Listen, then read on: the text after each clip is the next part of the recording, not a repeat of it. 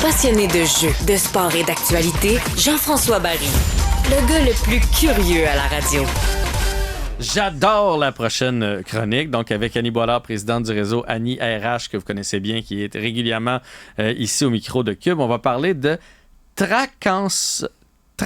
Voilà. Traquance, donc, tu le dis bien. Mais là, c'est parce que tu l'as mis en verbe. Donc, traquencerez-vous cet été? Parce qu'on peut le faire en verbe aussi. Donc, traquance, on comprend que c'est un mix entre travail et vacances. C'est la première fois que j'entends le terme, mais si je comprends bien, Annie, ça veut dire est-ce qu'on va travailler pendant nos vacances? Je suis contente que tu commences avec cette question-là, Jean-François. Ça veut justement pas dire ça. C'est vrai? Oui, l'idée, là, c'est nullement de travailler pendant ses vacances parce que, d'abord, on sait que les employeurs veulent que les employés prennent pleinement là, leurs vacances. L'autre chose, le droit à des vacances, là, c'est enchâssé dans la loi. Hein? Personne n'a à accommoder là, puis à prendre des trucs en cas d'urgence pendant ses vacances. Donc, d'être vacances... Mais des fois, tu peux dire, regarde, je vais prendre 3 semaines, je vais travailler un petit peu, au lieu d'avoir 2 semaines complètement en vacances. Fait que je pensais que c'est là qu'on s'en allait. Ça pourrait fonctionner. D'accord.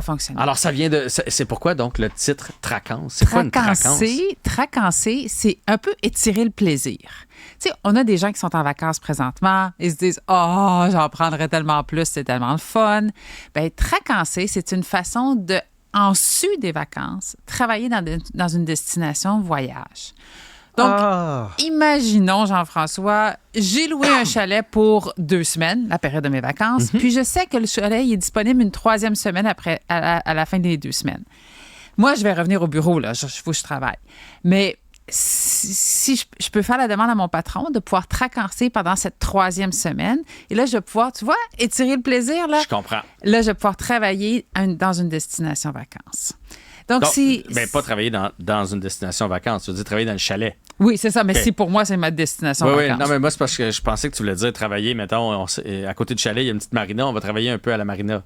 Donc, dans notre travail à nous, dans la destination vacances qu'on a choisie. C'est ça. Tu peux penser, Jean-François, là, c'est certain, on s'imagine déjà les orteils à l'ombre des palmiers. Là, on se parle de destination vacances. On est, ça pourrait être le fun. Mais pensons, c'est pas juste dans un contexte de vacances tropicales. Athlètes, parents d'athlètes qui ont besoin de se déplacer pour suivre des compétitions, par exemple. Complètement. Ils veulent pas prendre des journées de vacances, mais ils veulent travailler, mais en même temps, ils seront pas ni dans leur résidence, ni à leur bureau. Pensons des gens, par exemple, qui peuvent venir d'autres pays, de d'autres régions, pour lesquels un parent vient d'avoir un congé de l'hôpital. Donc, ils vont vouloir les accompagner, mais ils veulent pas utiliser leurs vacances à nouveau pour ça. Donc, tout ça, c'est des traquences. Donc, certes, au chalet, sous l'ombre des palmiers, mais aussi pour accommoder les besoins de la vie. C'est ça, traquencer. Oui, ou ça peut être juste tes parents ont besoin d'un coup de main. Tu retournes dans ta ville ou dans ton village natal, tu vas aider tes parents, puis tu travailles de là. Ça devient des traquences. Mais c'est quoi la différence d'abord entre ça puis le télétravail? Parce qu'on a parlé récemment de télétravail, puis à quel point peut-être qu'on veut l'enlever parce qu'on se rend compte qu'il y a moins de productivité. Moi, j'ai l'impression que si je suis au chalet puis que je l'extensionne à 3 semaines, puis que je demande à mon boss, peux-tu faire mon 40 heures, mais du chalet? Pourquoi j'ai l'impression que ça va pas être un 40 heures à pleine vitesse? Alors, les traquences, ça diffère du télétravail. Ça diffère également des travailleurs nomades. Les travailleurs nomades, c'est ceux qui travaillent de partout dans le monde. Ouais. Donc, c'est différent pour 2 raisons. D'abord, quand on traquence, c'est la responsabilité de l'employé de s'adapter, de s'ajuster pour que ce soit transparent pour son équipe de travail, pour son patron, pour ses clients. Fait que, par exemple, notre exemple de chalet tantôt, s'il m'est passé une bulle au cerveau, puis c'est en Australie que j'ai réservé ce beau chalet, ben c'est moi qui me lèverai la nuit pour accommoder des rencontres, des réunions sur les heures des plages horaires du Québec. Ben oui. L'autre chose, ça diffère également parce que c'est pour une période de temps limitée. La raison pour ça, c'est que dans un mode de travail hybride, il va être attendu de moi qu'il y a un moment où je vais devoir revenir au bureau de temps en temps. Ouais. Même si je télétravaille presque à 100%, on a des rencontres. Mettons que tu es supposé faire 2 jours semaine au bureau. Ben là, pendant cette semaine-là, on va te donner le droit. C'est ça, exactement. Puis ça va être une période de temps limitée parce qu'il y a toute la notion de la législation sur le droit du travail du pays qui nous accueille également. Et c'est une des façons là, de diminuer le risque. C'est que moins c'est long, moins on va avoir besoin de permis de travail. Je comprends. Donc, ça demeure une approche qui est différente. Là, il y a des gens qui disent « Ouais, mais pourquoi c'est compliqué de traquencer si on peut travailler comme des travailleurs nomades partout dans le monde? » Ouais. C'est que des fois, on dit travailler, là, mais pour nous, en ressources humaines, c'est pas nécessairement une relation d'emploi, dans le sens, c'est pas employé-employeur. C'est souvent des travailleurs autonomes. C'est une relation contractuelle d'entreprise à entreprise. Mais on va dire, la personne, elle travaille de chez elle ou elle travaille sur le bord de la plage. Donc, c'est pour ça qu'il y a fait une différence. Mais quand il y a une relation d'employé-employeur, il y a un contrat d'emploi qui est en cause, pas un contrat commercial, bien là, il y a c'est ça, c'est pour cette raison-là que tracancer va être plus facile à conjuguer. Bon, mettons que moi, je me dis, je le dirai pas. Je fais déjà du télétravail. On reprend l'exemple du chalet. J'ai loué un chalet 2 semaines. Je vais rester 3 semaines. De toute façon, je vais mettre ça flou derrière moi. Personne ne va le savoir que je passe une 3e semaine au chalet. Bonne ou mauvaise idée? C'est pas une bonne idée. Ouais. Toi, dans ton exemple, là, parce que moi, j'ai tout entendu. Là, j'ai entendu des gens qui ont déménagé dans d'autres provinces, qui ne l'ont pas dit à leur employeur en disant personne ne va s'en rendre compte. Pire, ça. C'est ça. Alors, c'est sûr que dans notre exemple, si j'ai loué un chalet au Québec, puis j'étire d'une semaine, puis j'ai pas de rendez-vous en présentiel cette semaine-là, c'est un moindre mal. Mais en général, là, la transparence avec l'employeur, c'est toujours la meilleure approche parce qu'il peut y avoir plein d'enjeux autour de ça. Et tout dépend surtout du lieu où on est en train de tracancer. Oui, puis pas juste ça, si on se fait prendre. Le Wi-Fi est moins bon qu'on pensait. On n'est pas capable de se loguer au bureau. On n'a pas tout notre équipement parce qu'on ne va pas toujours amener les ordinateurs qu'on nous fournit. On part avec... On est mieux de le dire, comme ça évite des problèmes. Comment ça se demande? Est-ce que je pourrais faire un mois dans une autre province, une semaine dans un autre pays? Comment ça se demande à notre employeur? Ouais. Alors, parce que là, il y a des gens qui nous écoutent et qui se disent « Hey, tu sais quoi? C'est une Moses de bonne idée. Quand la fille à la radio, là, on pourrait faire ça. » Elle l'aime bien, elle. Alors, comment puis-je proposer ça pour accroître les chances qu'on acquiesce à ma demande?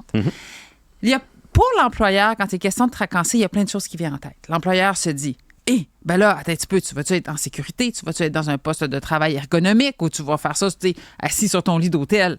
Parce que l'employeur est responsable de notre sécurité au travail. Uh-huh.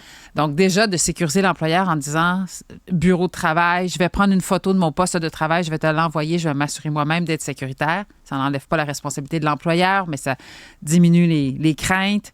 Nommer la durée, nommer la destination où on va aller. Il y a tout aussi la notion de la sécurité des données. Parce que l'employeur, là, c'est une des choses à laquelle il pense. Mm-hmm. Attends un petit peu. C'est plus facile de dire non parce qu'on ne veut pas mettre en jeu. Donc, le lieu qu'on va choisir, c'est sûr que si c'est Québec, Canada, c'est facilitant. Bon, aux États-Unis, tout ça, mais il y a aussi des listes de pays noirs pour ce qui est en matière de sécurité de données. Donc là, on va s'assurer de respecter dans les bons endroits. D'avoir aussi une éthique de travail. Par exemple, on va confirmer à notre patron, je n'irai pas travailler de café là où les lignes sont accessibles pour tout le monde. Si j'imprimerai pas de documents pour ne pas avoir à disposer d'informations confidentielles de l'employeur dans un lieu qui n'est pas mon bureau de travail. Donc, il y a plusieurs choses que je vais pouvoir prendre en compte. Je vais aussi rassurer mon employeur en disant, écoute, tous les frais sont à ma charge. Assurance, visa, déplacement, hébergement, tout ce que tu peux penser, patron, c'est moi qui m'en charge. L'autre élément, puis là, je reviens, là, tantôt, je parlais du permis de travail. Ouais. Puis je prends le temps d'en parler, Jean-François, parce qu'il y a des gens qui se disent, ben là, attends un petit peu. Si je suis payé en dollars canadiens par une entreprise canadienne dans un compte bancaire canadien, pourquoi tu me parles de permis de travail, tu sais?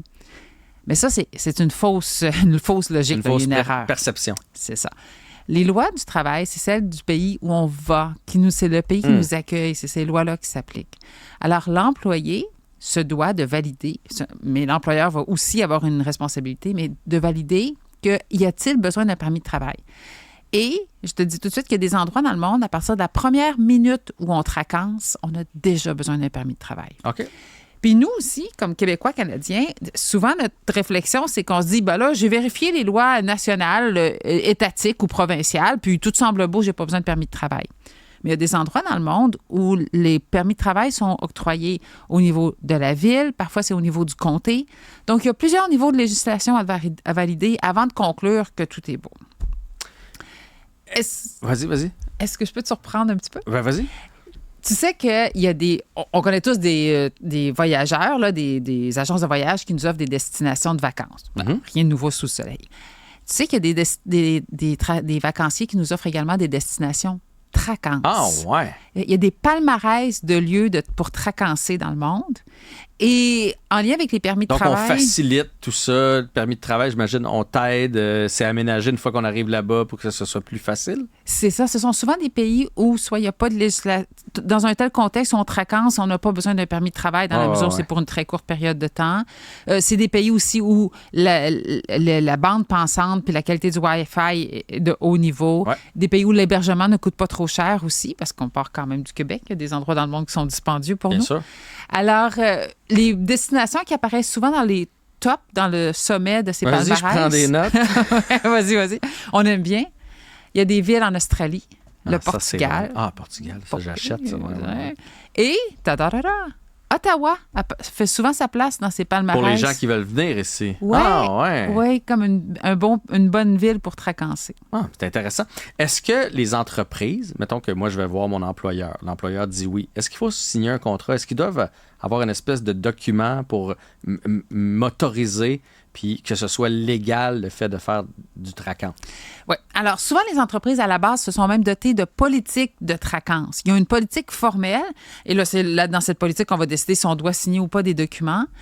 Il y a des gens il y a des gens à la fois qui nous écoutent puis qui se disent « Ah, mais nous autres, ça fait longtemps qu'on fait ça. Ouais. Je savais juste pas que ça avait un mot. » Puis il y a des gens qui font « Ah, quelle nouvelle tendance! J'ai jamais pensé à ça. » Première fois que j'entends parler de ça personnellement.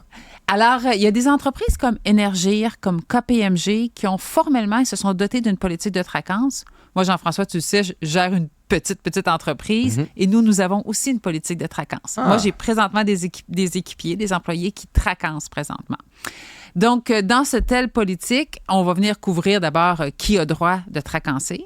Gardons en tête que, tu sais, souvent les stagiaires, par exemple, ou les gens nouvellement arrivés dans l'entreprise qui sont en période de probation vont être exclus, ne pourront pas traquancer, tout comme les gens qui ne sont pas admissibles au télétravail. Ils ne pourront pas non plus profiter de cette opportunité. On va définir la durée maximum des traquances, la période dans l'année où on peut traquancer. Évidemment, ça ne sera pas dans la haute période de l'employeur, ce n'est pas notre période la plus occupée. On va définir combien de fois par année une personne peut bénéficier de traquance, peut-elle traquancer. Et si on prend le temps de définir ça, c'est parce qu'il y a des entreprises dans leur politique qui vont prévoir des cachets. Ben oui, tu peux avoir... Il y a des entreprises pour qui c'est plus symbolique. Ils vont penser à 200-300 $ par épisode de traquance par employé. Ils vont te donner?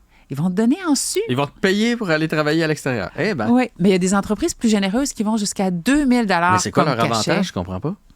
Alors, l'avantage pour l'entreprise, là, c'est que, hormis pour le cachet, puis tu sais, 200-300 $, même s'il n'y avait pas de cachet non plus, là, pas du tout. C'est déjà, je trouve, accommodant puis gentil. J'ai pas besoin qu'ils me payent en plus, mais bon. C'est que pour l'entreprise, dire publiquement qu'elle a une politique de traquance et qu'elle permet à ses employés de traquancer, c'est une façon de se démarquer sur le marché de la main-d'œuvre, d'attirer du monde, de garder des talents, puis somme toute, à très, très faible coût. Parce que, surtout s'il n'y a pas de cachet, ça ne prend à l'entreprise qu'un peu de flexibilité. Ah oui. Puis je souligne un peu parce qu'on se souvient que c'est le traquancier qui doit s'adapter pour que ce soit transparent pour l'équipe et pour le gestionnaire et les clients. Donc, l'entreprise fait peu. Elle fait juste permettre de traquancer, mais ça lui permet de se démarquer. De bien paraître, oui, d'attirer les gens, parce qu'on sait que la qualité de vie présentement au travail, c'est super important. C'est ça. Donc, c'est pour ça que les entreprises vont se doter de politiques formelles, puis que parfois, elles vont même permettre des cachets, parce que ça permet, si elles misent sur les traquances pour se démarquer, ben, prévoir un cachet, c'est encore plus attrayant, c'est encore plus resplendissant, si on veut. Puis, somme toute, pour quelques centaines de dollars, là, pour l'entreprise, c'est un beau jeu. Fait que c'est pour ça que les entreprises s'intéressent à la question. Ben, je vais en parler à mes patrons ici, voir si on peut faire l'émission de la semaine prochaine en direct du Portugal. Puis je te reviens, Annie. Donc, j'espère que vous avez appris d'un, qu'est-ce que c'est la traquance. Puis là, on est parti d'un petit chalet qu'on a loué. On extensionne une semaine à peut-être aller travailler complètement à l'étranger. Donc, sachez qu'il y a quand même des nuances. C'est important d'en parler. C'est important d'avoir des papiers en bonne et due forme et de s'informer avant de partir. C'était très, très intéressant. Si vous voulez en apprendre davantage ou encore faire affaire avec Annie et son équipe, www.réseau-annie.ca. C'est bien ça? Oui. Merci. Merci, Jean-François.